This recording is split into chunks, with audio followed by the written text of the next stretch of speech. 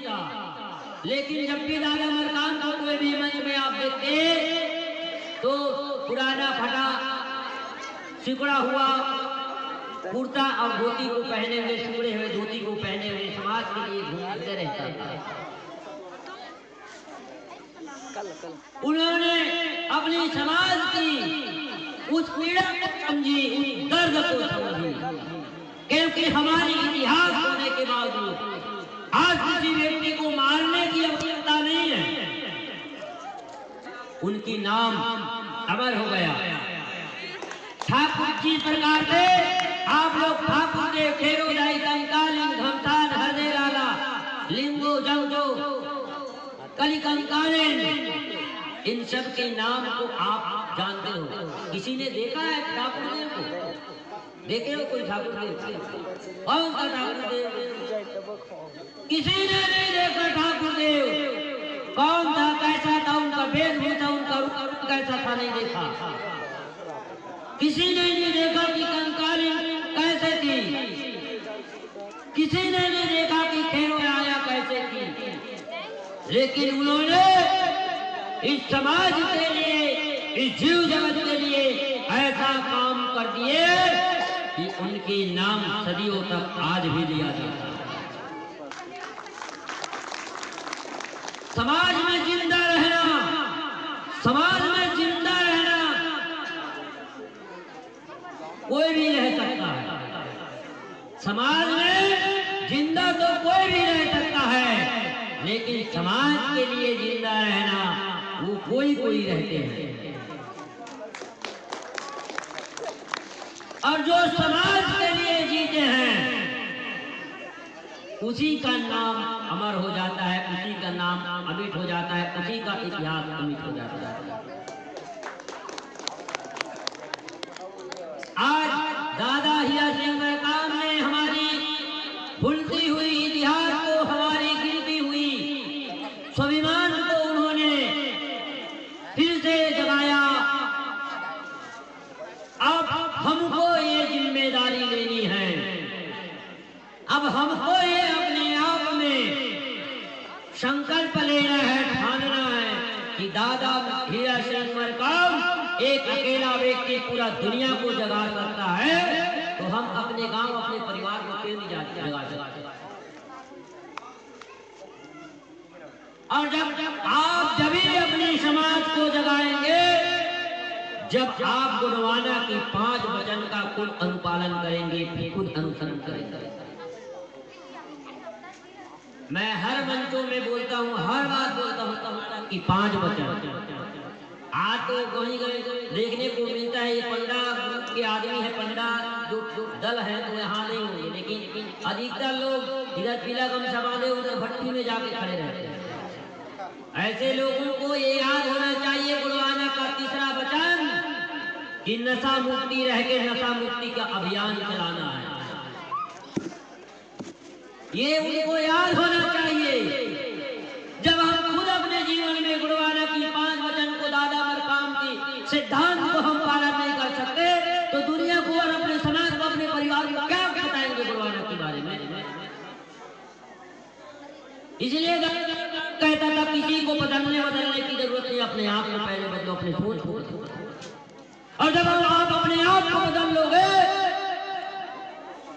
जब अपने मन को बदल लोगे, जब अपने सिद्धांत को बदल लोगे, तो दुनिया इधर से उधर हो जाए, तुम्हारा कुछ नहीं बिगाड़ने वाला। आज ऐसा भी है, गुणवाना में घूमते हैं, उधर जाकर बीजेपी कांग्रेस को ठप्पा लगा, ये भी बहुत दुर्भाग्य की बात है। जब गुणवाना में हो, गुणवाना की सच्चे सिपाही हो, तो क्या है आप बीजेपी और कांग्रेस को ठप्पा मारते समय आपको याद नहीं है? दादा मरकाम की सिद्धांत मर जाएंगे पर अपने स्वाभिमान को नहीं बेचेंगे, मर जाएंगे फिर अपने ईमान को नहीं बेचेंगे। ये याद नहीं आती? तो ये आपको याद आनी चाहिए। जिस व्यक्ति का जमीन जिंदा है, जिस व्यक्ति का जमीन जिंदा है, उस व्यक्ति को कोई खरीद नहीं सकता। और जिस व्यक्ति जिंदा रहते हुए भी उनका जमीन जिंदा नहीं है, वो व्यक्ति मरे हुए के समान है। किसी व्यक्ति को खत्म कर दो, खत्म करना है तो उनकी व्यक्तित्व को मिटा दो, व्यक्ति जीते जी मर जाएगा। इसलिए आज हमारी जिम्मेवारी है कि दादा मरकाम के सिद्धांत का पालन करना है।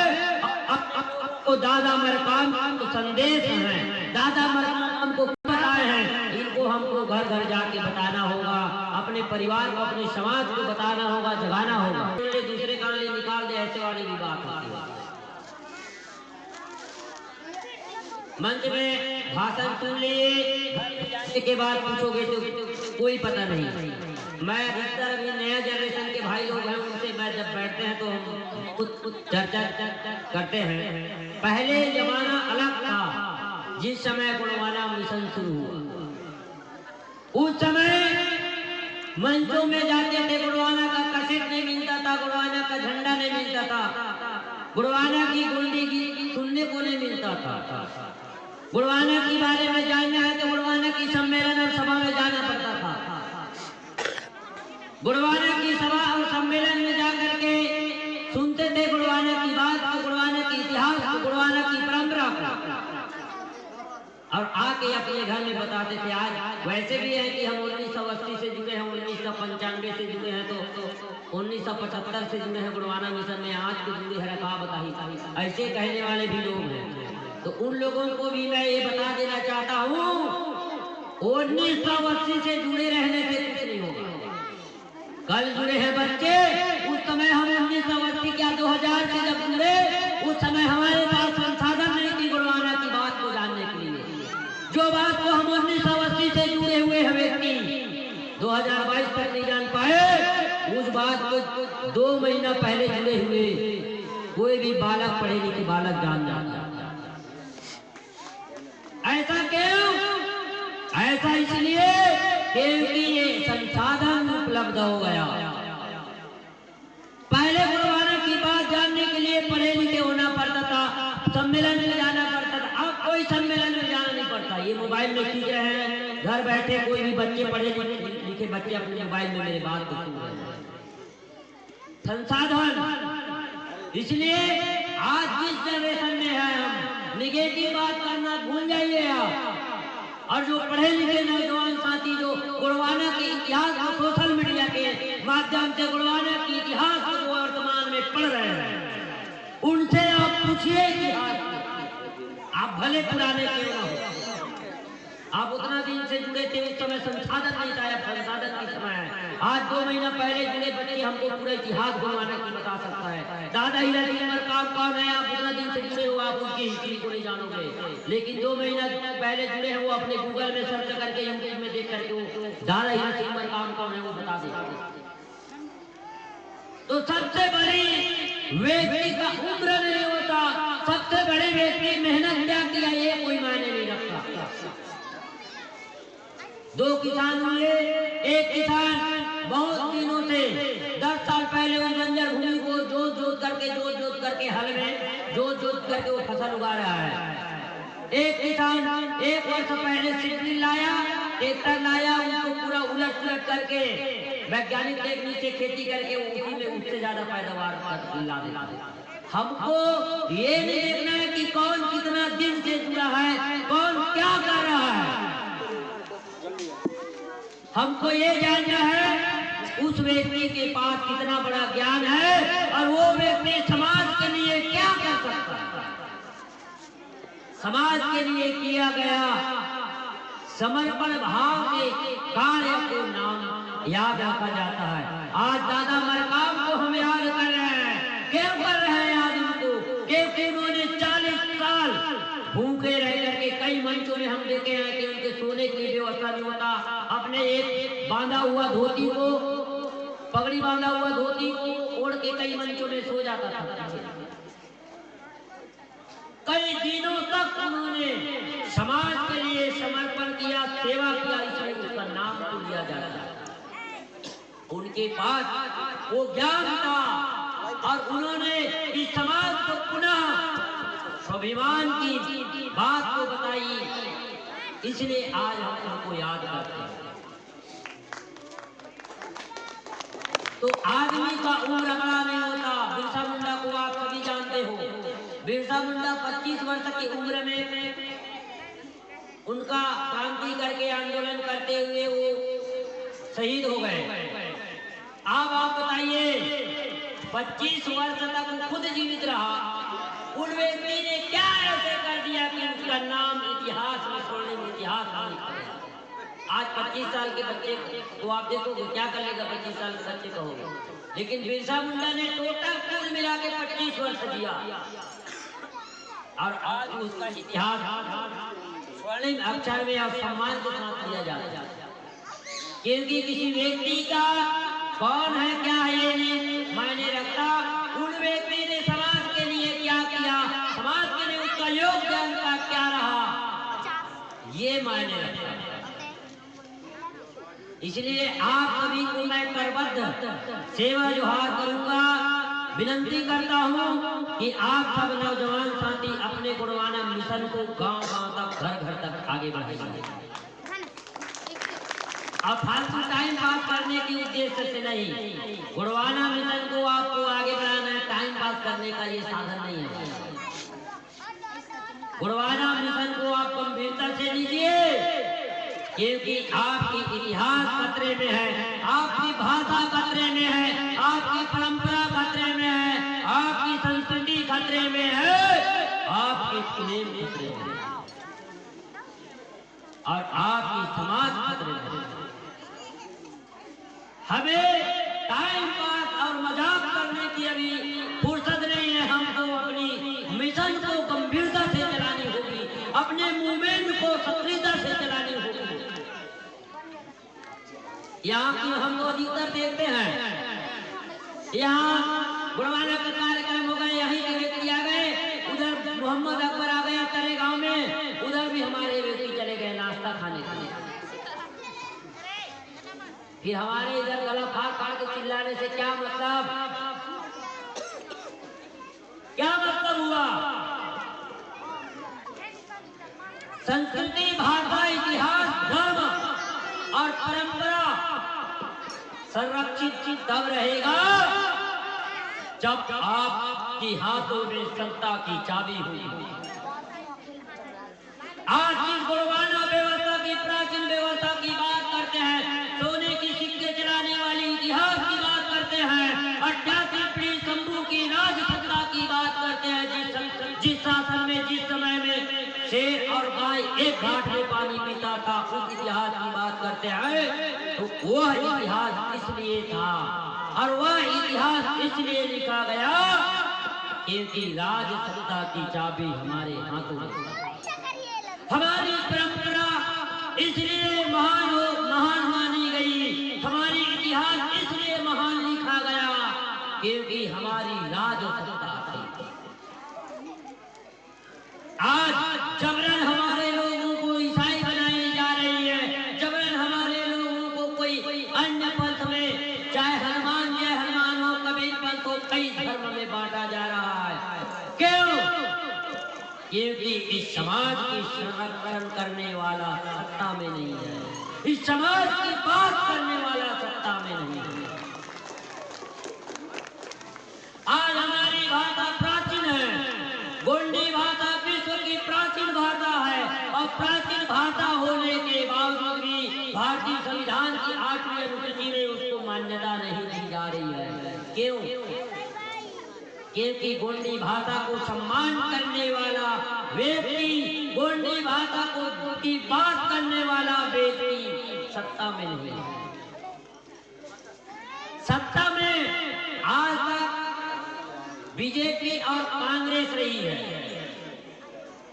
तो बीजेपी और कांग्रेस किसकी पार्टी है? अब ये भी हम मैं खुलासा कर दूं।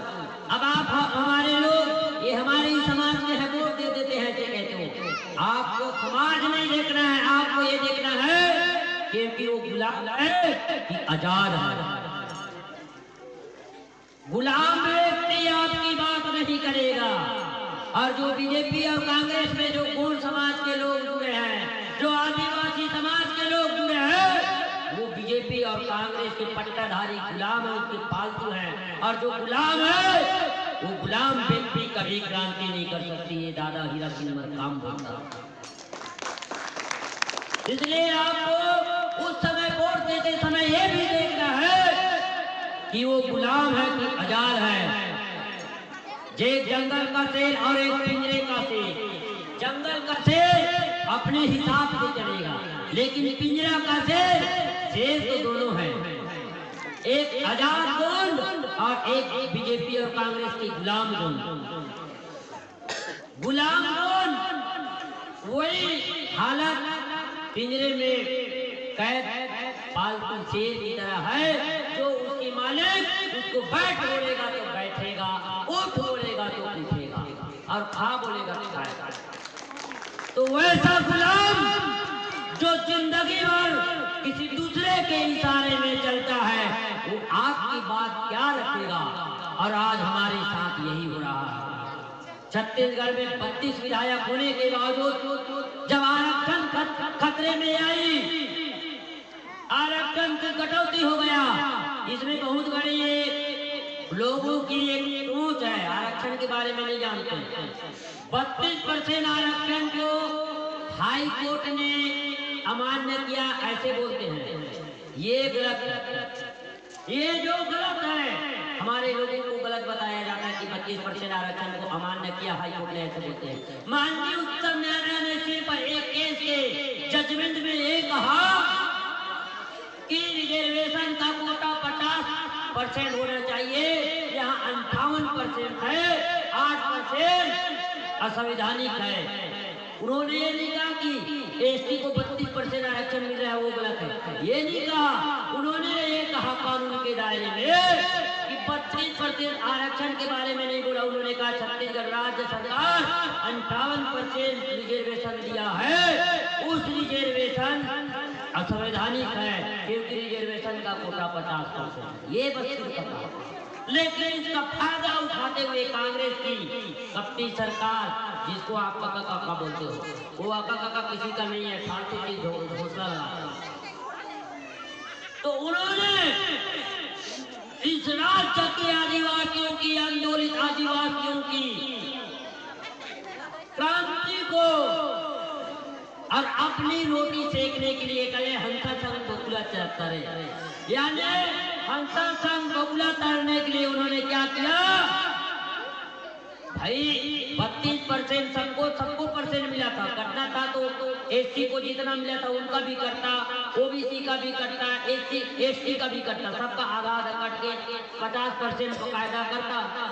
तो उन्होंने क्या किया, उन्होंने समय की नजाकत को समझा भापा और क्या किया कि हंसा संघ बकुला तारना है तो एक साथ 20% सीधा 12% किन्हीं का एसटी, जबकि 12% एसटी का नहीं काटना था। जितना एसटी को मिला है उनका भी करता, ओबीसी का भी करता, और उसके बाद अल्पसंख्यक का भी करता और हमारा भी करता, सबका बराबर बराबर करता, आधा आधा, और कुल मिला के 50% मिलता तो बढ़िया से रहता। तो उन्होंने क्या किया, वो पहले से दूरगामी सोच भाप लिया, अगर 20% कर दूं आदिवासियों के आरक्षण को, 12% काट देंगे तो आदिवासी आंदोलित होगा, और आदिवासी आंदोलित होगा तो हमको अपनी बात रखने का, विधेयक बनाने का क्या मिलेगा, मौका मिलेगा।